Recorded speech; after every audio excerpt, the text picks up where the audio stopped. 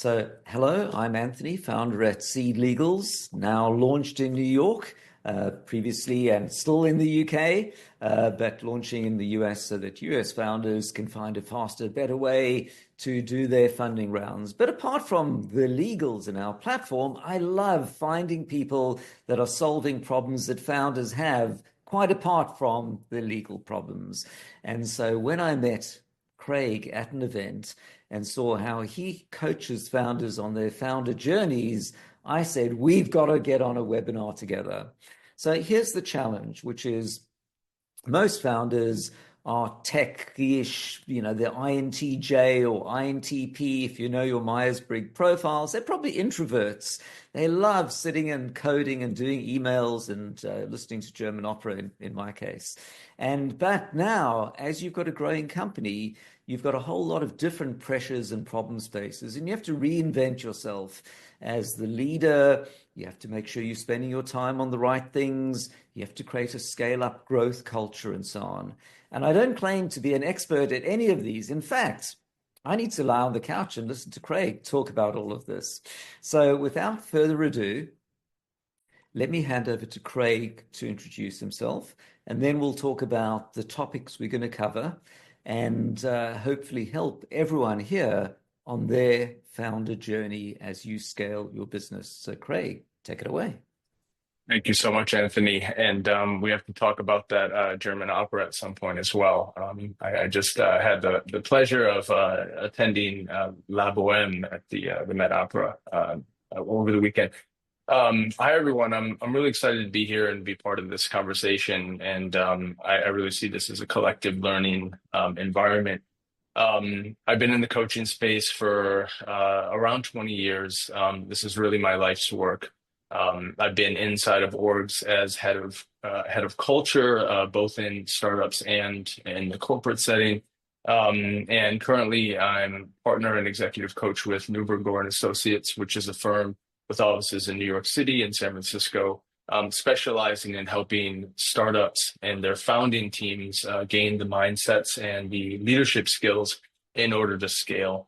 We do that through teaching skill sets, frameworks, mental models, and such. And we've been doing that for a larger part of 10 years. Our focus is early stage. Series A is a bit of a sweet spot for us. And we've coached over 1,200 founders to date. I think we've been a part of 52 exits, totaling over $5 billion in value. Personally, my journey, just a little background. I was in the leadership space as an experiential educator, really task-based leadership development, challenging experiences in the outdoors and helping people sort of learn through those challenging experiences. And moved into psychotherapy from there. Started working with founders and leaders again, actually entrepreneurs and CEOs as psychotherapy clients. And then got hooked up to Techstars, which is an accelerator program you all might know of, building programs there, and began to work with early stage and Series A, specifically startups from there. Okay, thank you. So I like the psychotherapy angle because, founders think it's all about the product and tech and, SDR outreach and a whole lot of sort of transactional things, but there's a whole mindset to be had.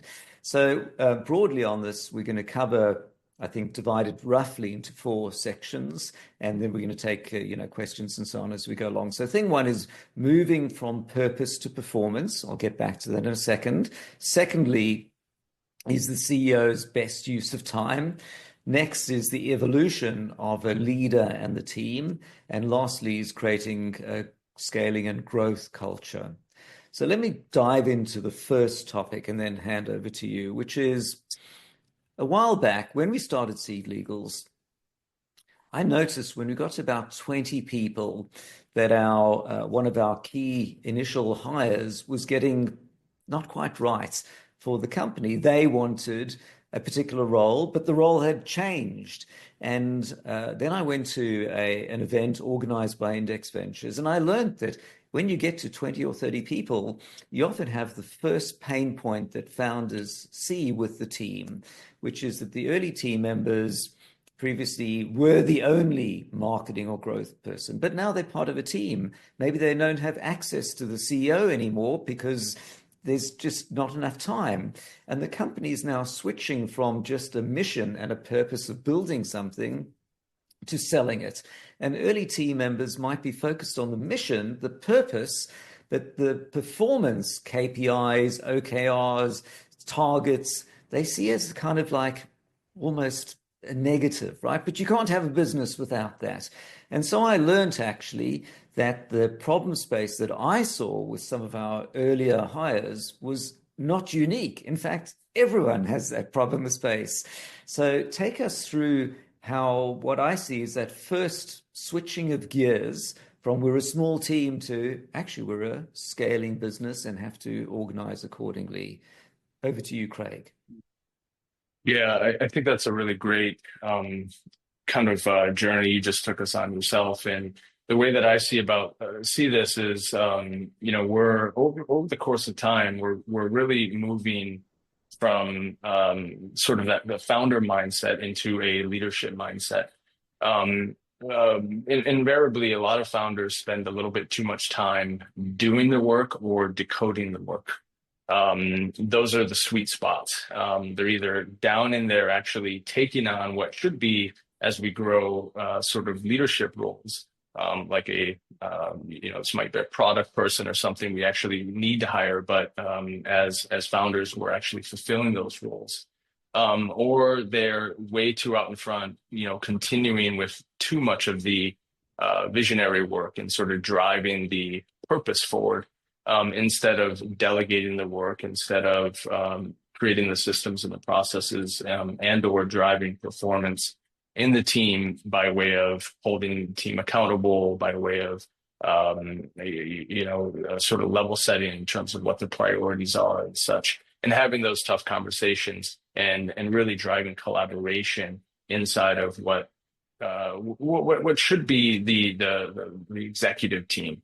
And oftentimes there has to be sort of a forming of a clarity around layers in the organization.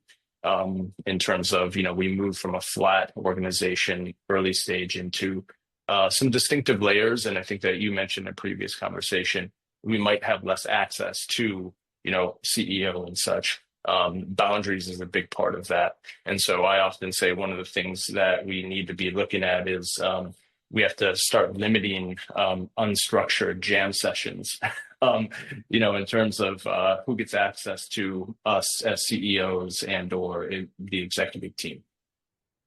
That seems like the opposite of the culture that you want to create, which is, hey, come by, visit, stop by my desk, visit me.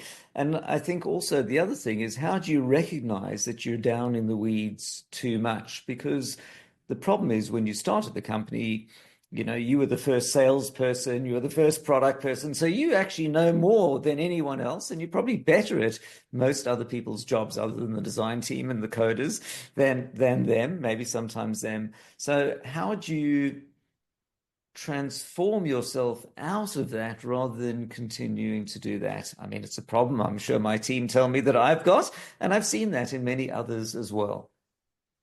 Yeah, I think the first bit is understanding that you have a problem and understanding that you're actually spending too much time fulfilling either a role that doesn't exist or somebody else's roles. And so feedback is a big part of that. Having a transparent culture inside of, in particular, your leadership team to sort of glean that feedback is often that's a blind spot. And so we really have to encourage and encourage our teams and create a culture of transparency for others to hopefully be given that feedback. But I think from a self-awareness perspective, we can be looking at how and where are we spending our time. I think you mentioned earlier, best use of time. We should be, as startup founders, for example, focusing on things like strategy, focusing on things like hiring, focusing on things like fundraising, customer face time and such. We're spending too much time, in the engineering space, which that might be our background. And again, doing the work, those are all red flags to me. And so it's one of my first questions to a founder, or just a founding exec is tell me what you're spending your time on, because there's definitely good use of executive time and bad use of executive time. Okay, so for if the numbers are different for, let's say, a 50 and a 150 person company, what would you think is if I were to look at my calendar, or a founder were to look at their calendar for the week, what should be the split of time that they're spending on different things? And then we'll talk about what to do if there's a serious imbalance. Yeah, I think so. We discussed one-to-ones, and this is a sort of a hot topic right now inside of startups. I think spending time in the right meetings with your team is a good use of time. Are you having one-to-ones that are directive, that are spent prioritizing against the tasks, are set, in terms of running accountability? I think that's a good use of time. Are you creating blocks for strategic thinking or deep thinking, and absolutely know what your priorities are for that week in terms of what you're driving and what problems you're solving, versus your calendar is filled with meetings that have been booked for you in terms of other people's needs. That's always a flag for me. Okay. So let's talk about one-to-ones. I always thought that one-to-ones were super important, particularly if people are working remotely, because Slack conversations and email conversations quickly spiral out of control. Whereas just talking to someone, you get in sync. And if Yeah. you're waiting on someone, it may turn out that all your outbound comms with somebody are like, give me this. And actually, when you talk to them, it's different. So there has been a bit of a thread on the internet. I think some person said one-to-ones are a waste of time. I've canceled them all. I think that policy is a complete disaster, because it's much better to talk to somebody than to not talk to somebody.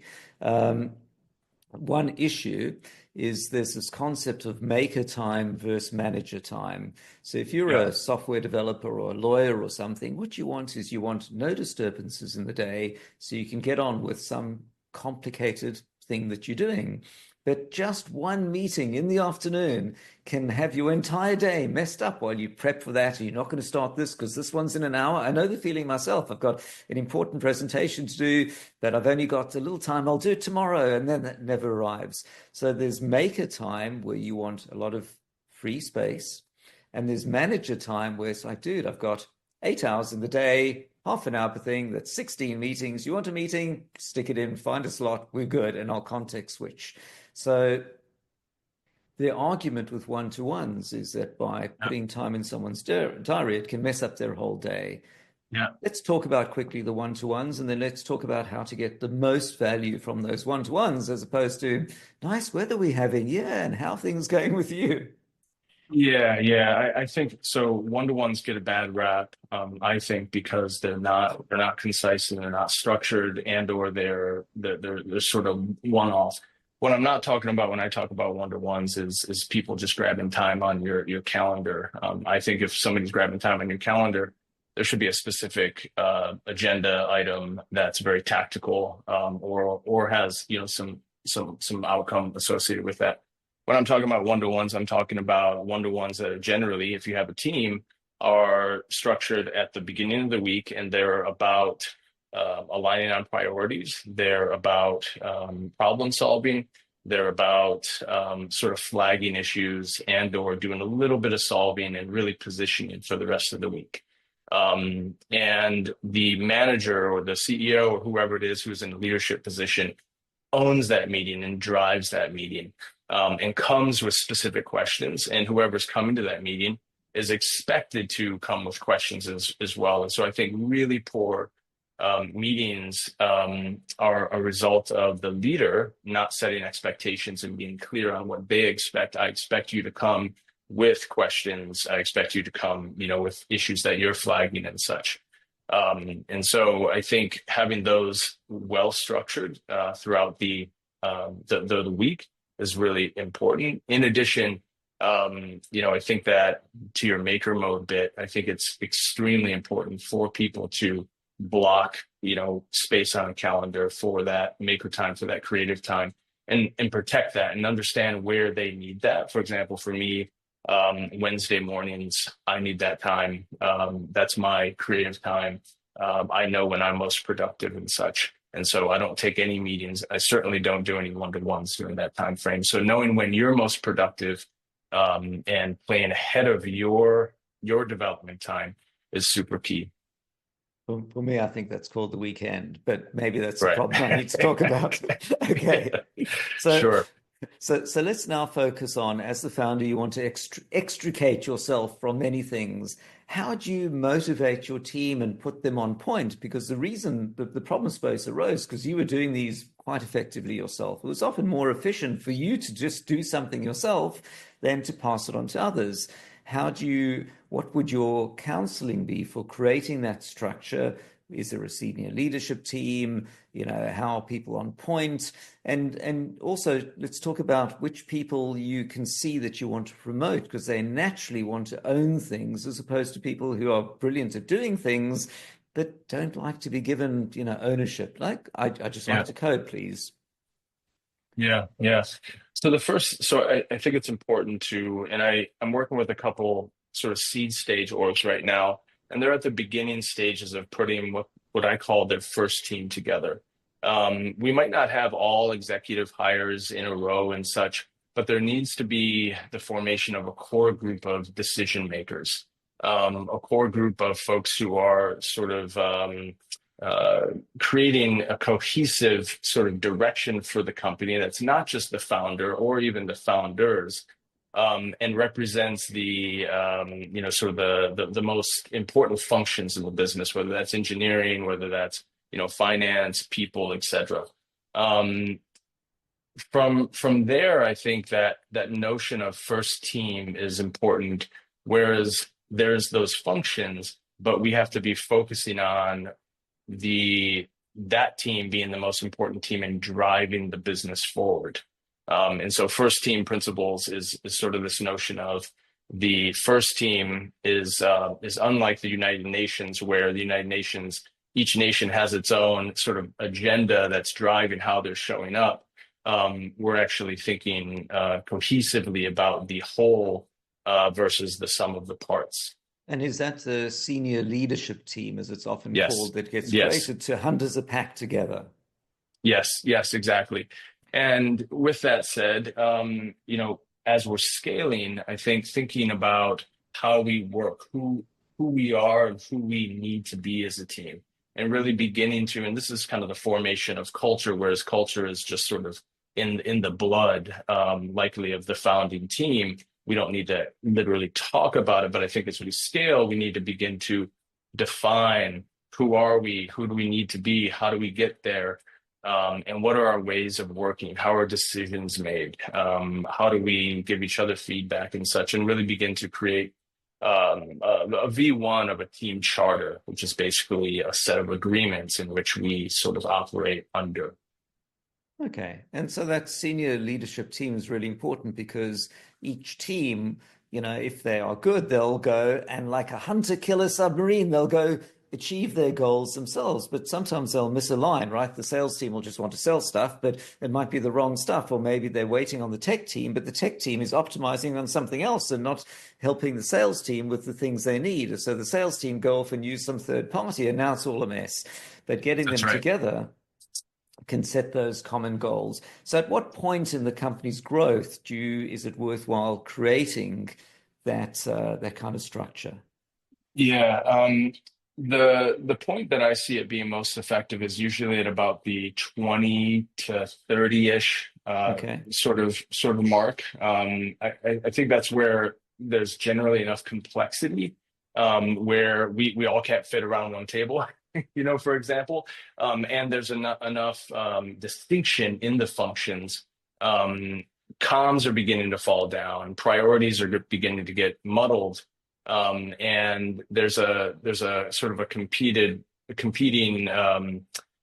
sort of lane for, or need for, as much distinction as there is continuity, right? A distinction of finance and engineering, but it's really about continuing to do that and drive those areas of expertise and such in those functions, while focusing on the relationships in between the functions, right? And that's what a first team does really well, by the way, is it creates excellence in its said, sort of function, but then also equally focuses on the parts in between, the relationship between marketing and sales and such. And that's where really good CEOs are driving incredibly effective team meetings, and they're consistent. I'm a big fan of team meetings that are consistent, and they focus on priorities, they focus on feedback, and they focus on alignment. Feedback being really, really important. A lot of studies show that peer-to-peer feedback, especially, is what drives more performance than a CEO feedback, for example. And so, creating a culture for sales drop the ball. CEO can give feedback, that's great, but if marketing is giving feedback to sales, much more powerful. And in fact, if you can get feedback from multiple sources, because many people are data driven, right? If one person gives them feedback, they go, dude, it's just you. If four people are saying the same thing, they realize there's a problem.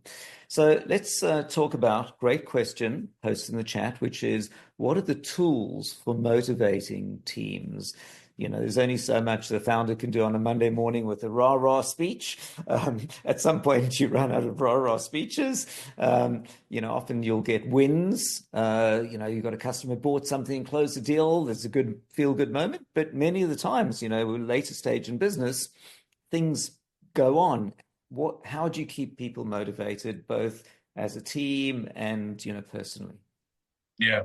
I think the question, it depends on what's demotivating the team, right? I'm initially curious about, well, why isn't the team motivated in the first place? What's falling down? And so there's some diagnostic there, but the first thing that comes to mind is, for example, in engineering teams, a lot of engineers who are actually spending time just on the ground actioning on X, Y, and Z feel massively disconnected from the purpose of X.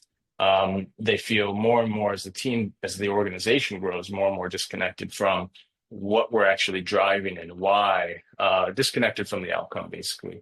And so that's one thing to really consider is, our teams, our individuals being, or do they feel looped in on decisions? Do they feel empowered? Is their feedback being incorporated? Whether we disagree or agree, people are committing more full-heartedly when they feel heard and they feel part of something. And that's super important. So what's the means to do that? Because the problem is, you can have stand-ups and you can, it might be said you should over-communicate, but you might hear the contrary view, dude, I just want to code. Stop taking me in all these strange meetings. So I've got some thoughts on what might be a way to make people feel more included and so on. What would you suggest are the top few things you should be doing? Yeah, I mean, town halls at a basic level are a great way to help people, just be informed on a macro scale in terms of key updates of the business, where the updates, where the business is going, key wins and such, once a month or something for 30 minutes. I think, inside of team meetings, gaining feedback or sort of extracting feedback on X. And then inside of projects, doing the same, I think, is really important and seems to really help people feel included on key decision making in terms of, say, engagement or et cetera. Okay. How about you, Anthony? Right, and I think what I found, certainly, I mean, it's different inclusion across parts of the business, but certainly on the software developer side, often developers, particularly back-end developers, get a set of requirements that involve the word SQL or ML or something and don't involve the word customer. And so they are developing things without knowing really what the business requirements are. So what I like to do is start each new, at least significant piece of work with a workshop. And the workshop is where the business owners, the people who are asking for it, explain why they want it, what customers are looking for, and the developers are on it so that they understand the purpose of it and also make design decisions. So, for example, if there's a request about, update share register or something, Yeah. you wouldn't know what the person is thinking when they want to do this. But by explaining why this is important for the business, the purpose at the time the customer wants to do this, this is in their mind. They, have just closed a funding round. They've got investors wanting something. They need to do this. They don't know this. They're going to push this button. This has to be done in 14 days or they're going to get fined. And suddenly the whole thing is brought to life. And instead of a workflow that might have some small links, suddenly it's got a big, you need to do this with 13 days left or something, because they now understand what the customer wants. So to me, that's important. And also, it just makes life a lot more fun, because you can see the outcome of all the work you're doing is not just great, another GitHub ticket ticked. It is, these people are going to be loving what you're doing. I think that's brilliant. Sort of connecting the work to the actual customer and the outcome there brings it to life, particularly when you're on the ground, sort of just as a part of the whole. One fun thing that I do often with teams, and it's not in particular related to motivation, but whenever we're spending time on decisions or projects, I'll bring in 2 extra chairs. And in that empty chair is the customer, and in this empty chair is the board. And what would they say? What would their feedback be in terms of our decision going this way or that way, and or just in general in regards to this project? I like that. That's very clever. So the one represents, obviously your customer, pragmatic, what someone's going to want tomorrow, and the other one is, does it fit strategically with the goals of your company? So let me switch to a point you made, which is recycling and giving away the Legos.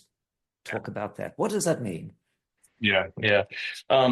So, naturally, whether it's a very founder or sort of vision focused founder, or a tech driven founder, they're going to want to stay very close to that work. And as we've discussed, evolving as an organization, evolving as a leader, sort of entails recycling the role and doing different things from where we might have started. Giving away the Legos is really about recycling parts of your role or your job as either an exec or a founder, whatever it is, in order to serve the needs that are emerging today.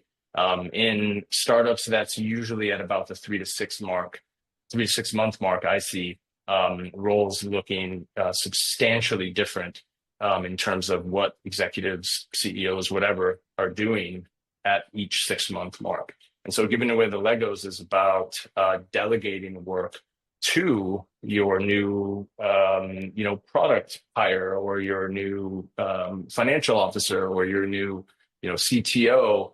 And it's about moving into more of a leadership space.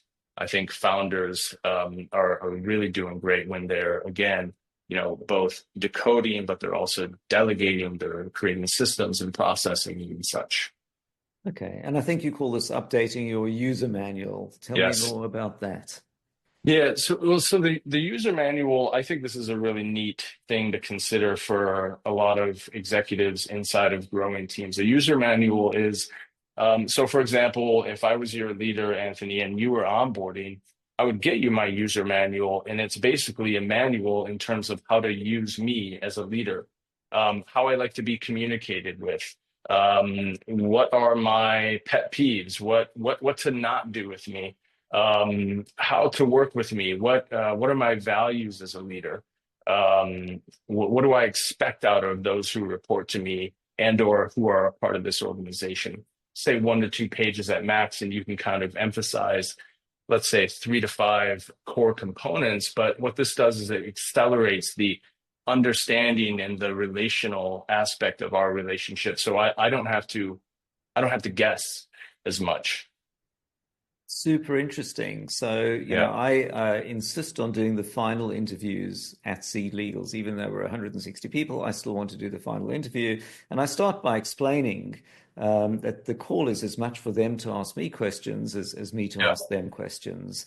And actually, I'm one of the key markers, I shouldn't say this, is the questions that people ask me are probably more important than the answers to the ones I ask them. And usually they'll ask, like, how is the company going to grow? And they'll ask about culture, and they'll ask about Yeah. what sort of attributes you're looking for. And I always joke by saying, when I hire people, you should never do what people tell you to do, particularly if it's me telling you what to do. You should always think about why somebody's asking. And then I explain, I'm delighted you tell me I'm wrong. Much better you do that than blindly do something. So, then that sort of explains well, I mean, there's more to explain the culture, but to show that everyone should be a mini entrepreneur, they should think like a product person. There's a Slack channel for having product ideas. Now that creates one culture, of course, but then the CEO is going to be spending a lot of his or her time hopping in and helping that. You might find the CEO wants to play golf and just be much more hands off. So now let's. I don't know if you got any points on that. Yeah. I think that as part of what we wanted to discuss here was how do we scale culture? How do we build culture? Exactly. I think we're building culture in every interaction we have on a daily basis. In particular, it's important for us to polarize culture in as many sort of conversation points as we can, what we are and what we're not, how we behave and how we solve problems and how we don't. Now, of course, there's room for, space for creativity and such there. But I think in the user manual, you fast track that in terms of if you think of yourself, whenever you sort of onboarded to any sort of org, particularly as an executive, one of the first things you're looking to do is to decode and understand what's expected of you. What does good look like? Of course, you want to go above and beyond that and sort of push, what you see fit or what your agenda is. But understanding the expectations, understanding how the culture works, which is essentially the mind of the founding team at first, that just gets us there faster. You're smiling. Does that ring a Yeah, bell? no, I'm smiling because actually you remind me of something from a while back, which is, as you're talking about culture and so on, I think people pick up all sorts of cues, rightly or wrongly. And I used to work at the BBC quite a few years ago now. And when I arrived for like my interviews, I'd flown from Australia to London, got to the BBC's impressive big building and was waiting for the interview. And then I went to connect to Wi-Fi, and one of the Wi-Fi channels was called Not With My Camel. And I thought any organization that would let somebody name the Wi-Fi network Not With My Camel would have to be an interesting one and would allow a lot of freedom of self-expression. So I thought that was kind of good. No one would have ever thought that a sort of a key, I wouldn't say a key decision, but a point to hire or not would be made on that. And the other thing is lots of people came from the tube station, the subway, to the building. So actually I stood outside the subway and just looked at all the people coming in the morning. And if they looked really miserable, I probably didn't want to work there. And if they looked kind of happy, then I did. And actually they looked pretty happy and excited to come to work. So I took that as a good cue. So there are all sorts of interesting cues that your team are going to pick up on, one way or the other. So let's wrap up on this. Oh, so let me actually hop in with a couple of questions, which is for the CEO themselves. And then, by the way, everyone listening, please put some questions in the chat, and we'll get to those in a few moments. So I'm going to talk about two things, which is chief of staff and executive assistant, EA. So sometimes you come across a chief of staff role. I'm never quite sure about that. Is it this magic role where the CEO offloads a ton of stuff to somebody, or is it indicating some kind of failure on the CEO's part to not be able to handle things and wants to play more golf and be outside of the company? Let's talk about when and where and why a chief of staff might be useful. Yeah. So I love a chief of staff role. And I think it's a very it's a tough hire, first of all, because I think it's a lot about chemistry and it's a lot about fit. And let me say more. I think a chief of staff takes sort of the traditional EA responsibilities that an exec might have, which I think is pivotal. If you don't have one, get one as soon as possible. As their gatekeepers, I think, to sort of protecting your time and helping you prioritize. I think a chief of staff takes that several steps forward and is really, when a good fit, your right-hand person to sort of, I mean, what do they focus on? Operations. They're partnering heavily with the people team often. They're understanding the macro of the organization and help sort of advise you as the company and the org grows in terms of, they're often observers in meetings. They're often there, picking up on, say, what, the relationship and how it's falling down between marketing and sales and such, without really having an agenda because they're not on either team. I think that it's a very, very key hire, oftentimes at about the 20 to 60 person mark, depending on the organization. Okay, Index Ventures has a fantastic manual or data-driven manual that it's created by surveying lots of top companies, between, Series A and unicorns to find out when they had certain key roles. CTO, basically, by the time you're three people, you kind of got a CTO. CFO often arrives at sort of like 30 people to 50 people, maybe sometimes even later, 100 people. Chief of staff might typically arise, at 150 plus, sometimes more. Mm, So it's mm. interesting if you go and look at the Index Ventures manual That's super interesting. Mm. for growths and scale ups. There's some actual data there. All right, so can we wrap up by top tips from you on how to create a growth culture and what the CEO and and top team should and should not be doing, and how Yeah. to recognize if you've got a small / medium / large problem to solve.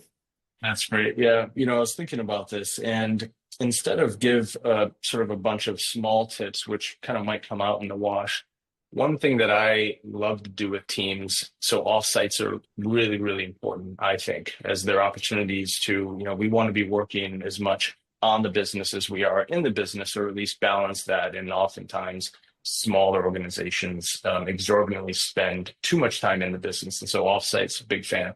In offsites, when I'm facilitating those, and this is what I would recommend. This is what I if there's one thing I think everyone here on this call should do is ask your team, your leadership team, this question: who are we and who do we need to be? Don't answer that question by yourself. You could also ask them 3 adjectives that describe this team, 3 adjectives that describe who this team needs to be in 6 months' time that we cannot use today. This helps us create a distinction between where we are and where we need to go. And digging in on this with the team helps us sort of define the culture today, the operating behaviors today, and what and how they need to change and evolve, because it's different in every organization. I could give you all tips and sort of examples, but I think this is a better sort of thing to think about for everyone on this call. What you focus on in that conversation is not just those 2 things on either side, but the how do we get there that's in the middle. What do we actually need to do? What is this saying about how we need to behave? Because leadership is essentially about what you do. It's about what you think in your mindset, but essentially it's about what you do. How do we need to behave? How do we need to interact? What do we need to do more of and less of to get here? Okay. That's super interesting, the 3 words, but now and later, that can't include the word now.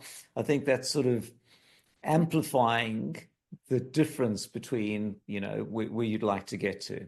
All right, thank you. So now thanks for that. Now we're going to dive into some questions, and I'll probably take the first shot at the first question, which is it a good idea to have separate workspaces for tech and business teams? Great question. Here's my take.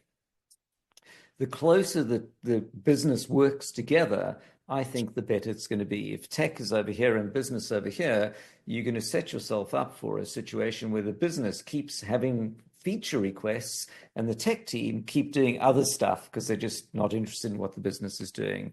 But if they see the sales team and they're playing soccer with them on a Wednesday night or whatever, and they're mingling with them, when the person says, dude, I can't reach my targets because too many customers are saying this feature's not working or whatever, then they're going to be super motivated to want to fix it or help them. So bringing together is important. But one problem is tech team like to be quiet and work, and the business team is usually talking to customers between themselves. So you may need some physical separation, otherwise nobody's going to get any work done because they talk too much. And that's kind of what we do at SeedLegals. The teams can work out wherever they want to sit, and generally the tech team sit over there, the folks who do customer calls sit over there, or I encourage them to use phone booths, and then they'll all go play soccer together or whatever that they want to do as a team thing.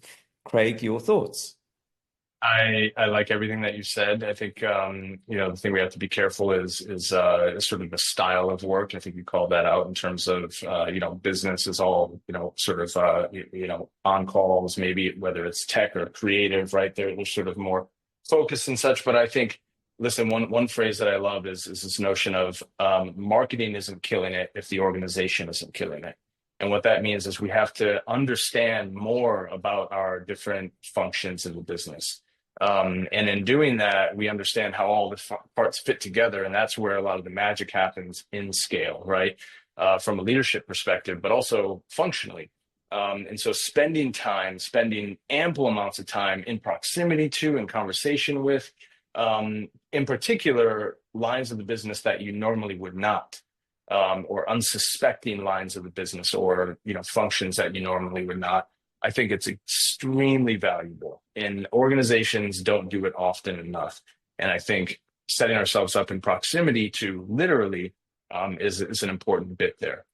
Okay, great. Thank you. So now next question, which is, should we consider their character when forming a team, like aggressive guys for sales? So do you want to take that one first, and then I'll take that?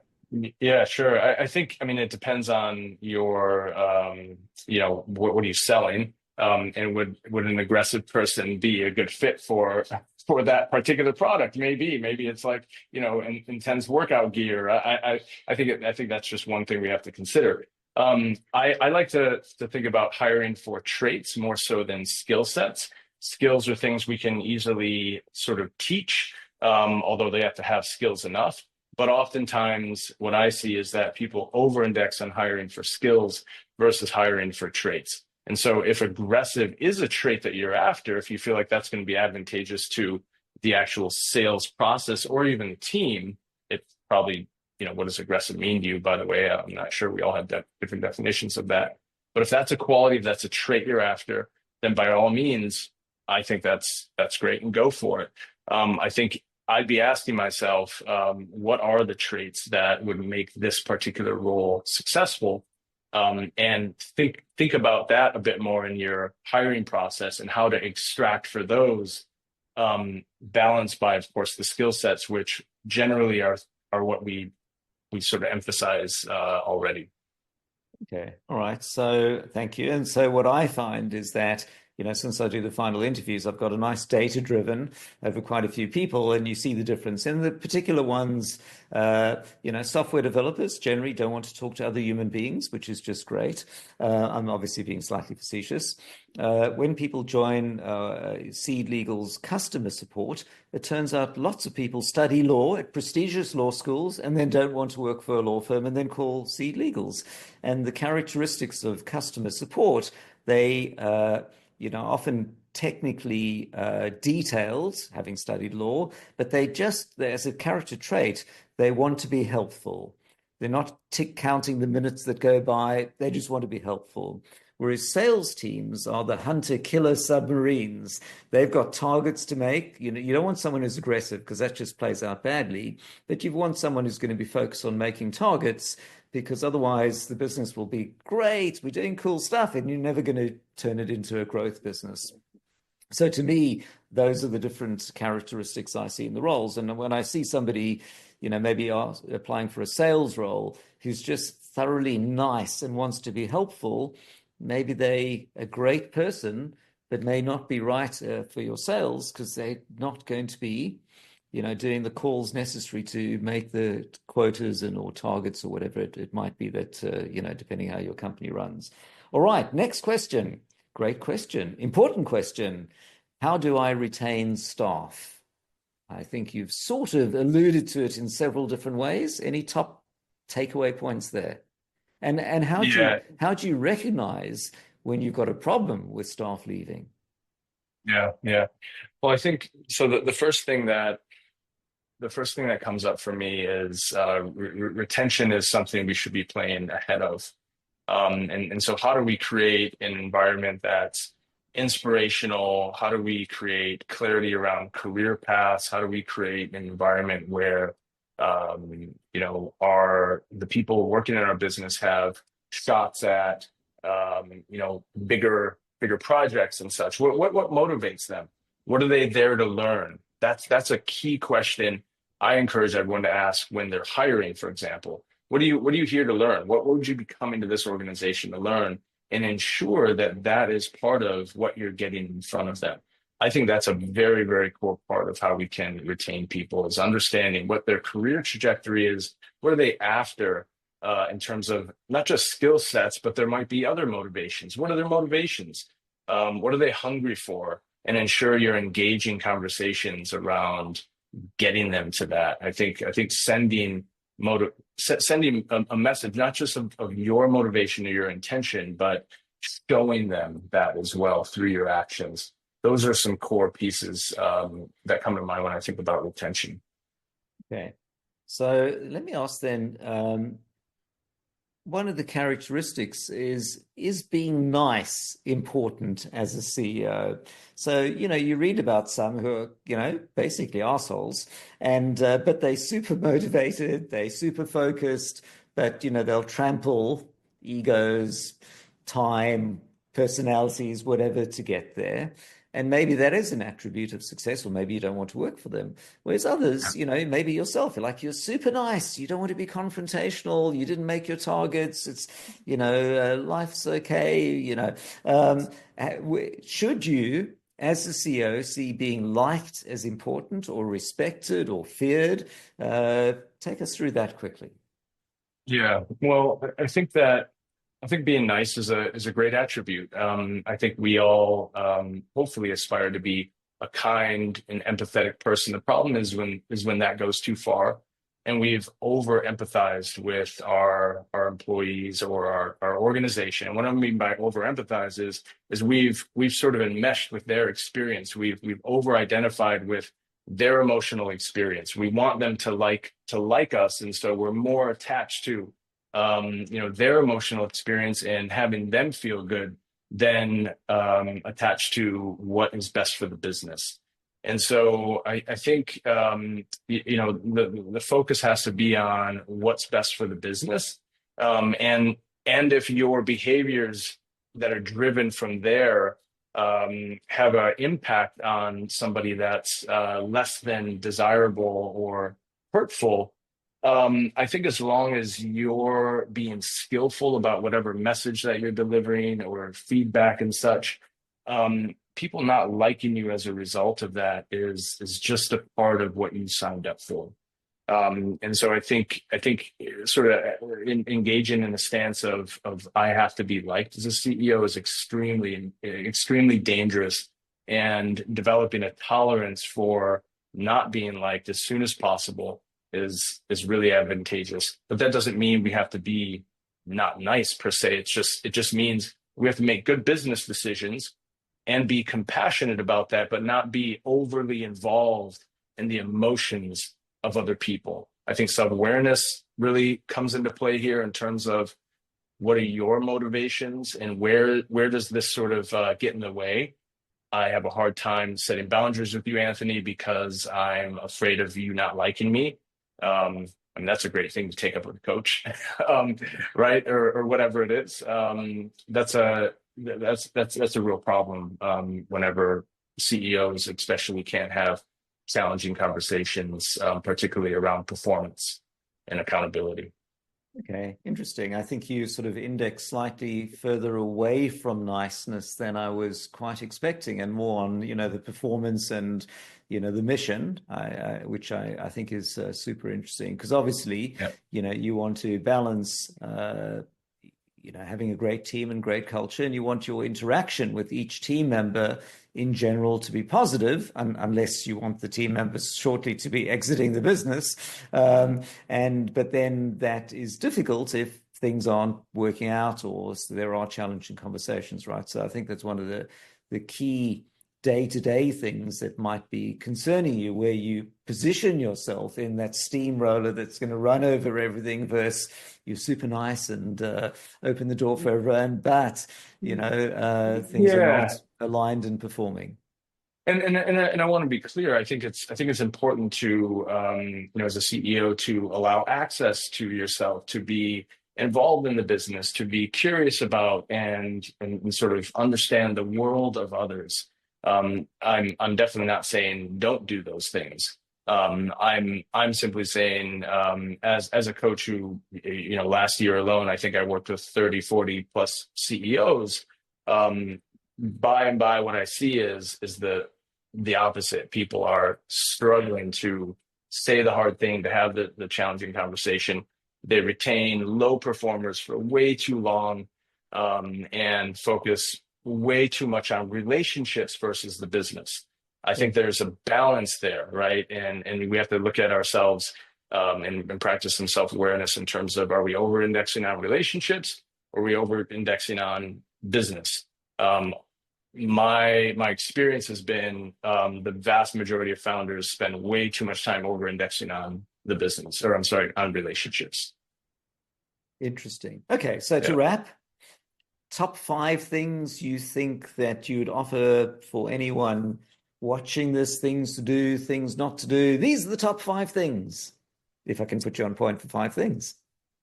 Yes. Let's see. Top five things. I think considering your community. So as your team grows, considering your communications across the team, and setting up systems and a process for getting the right updates to the rest of the team in time, I think is a huge win. Setting up a proper one-to-one structure, I think, is another huge win. Really considering, how are you sort of setting and aligning around priorities in the business with your team members, I think is a key bit. Um, let's see.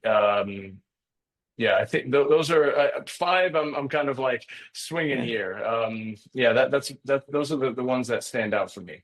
Okay, good. And then we'll just wrap with a really fun question, which is being a thought leader on LinkedIn a requirement for a CEO to have a successful startup these days? Because the jury's out, right? I mean, LinkedIn feed is filled with self-aggrandizing posts and so on. But on the other end, you both despise and wish you could do the same. So what are I, your thoughts? I think, I don't think it's necessary. I think, I'm all about zone of genius, and if it's something that can be valuable to the business and it suits your strengths and is energizing to you, I think do it. If it does not suit your strengths and it is draining, and there's just not enough like evidence for an ROI on the business, why would you do that? Why would you spend time doing that? It really seems like a bad choice to me. So I don't think it's necessary. I don't. I think that there's a lot of, pressure to do so. But I think, and I think that there's an incredible amount of, upside to those who do. Um, I don't think that it's necessary to build a solid business, however. Okay. And I think my answer to that is to be genuine in all things, because people spot fakes so easily. And if you genuinely can find something that you're passionate about, you may have to prod yourself, because you might be that INTJ that, would just focus on writing documents, but you have to put yourself out there. But if you can be the thought leader on something, and it might need a bit of a push, but it really, you found that sweet spot. You're not tweeting or LinkedIning about random stuff and so on, but there's something that you're going to become known for, that you're Yes. the champion of, that you're the thought leader on, and that people see your words as not just promoting the company, but some valuable thing to help your reader. Then I think it's something certainly I have grown to love. It does take some effort, at midnight when you prep what's going to go out on LinkedIn in the morning or something like that. But you hope with each post that it is something that, were you to meet someone in the street afterwards going, Anthony, I saw your post, then you hope they would say it's helpful rather, dude, stop putting rubbish out my way. So. Yes, exactly. And that's kind of what I meant by, if it suits you, we have to sort of come from an authentic place. And sometimes, we have to use our voice to find our voice. And so sometimes that's the process, right? We sort of, maybe we're not energized by it, but we can get too energized by it because we find our voice through using our voice. And so that's something. But I think that there's, and you do great with that, Anthony. It seems to really suit you. I enjoy all of your content and just kind of what you're doing. By the way, in terms of, I think there's a bigger purpose to it, and it's about serving the community and getting value in the front of your community. And I think that's just great. But doing something such as, sort of focusing on your individual brand just because you should, that's suspicious to me. And I wouldn't buy that at face value. All right. So thank you so much, Craig. Now, what should people reach out to you for, and where can they find you? So yeah, they can find me. Boy, I mean, I imagine my credentials are somewhere attached to this podcast. But you can find me at Craig at newberggore.com. You can find me on LinkedIn. And I think consider contacting me or calling me if you're looking to drive performance inside of your team, build solid relationships, and really understand what's necessary in scaling your organization. All right, Craig, thank you so much. Everyone on the call, thank you so much. I hope this has been helpful, and reach out to me or Craig if there's anything that we can help with.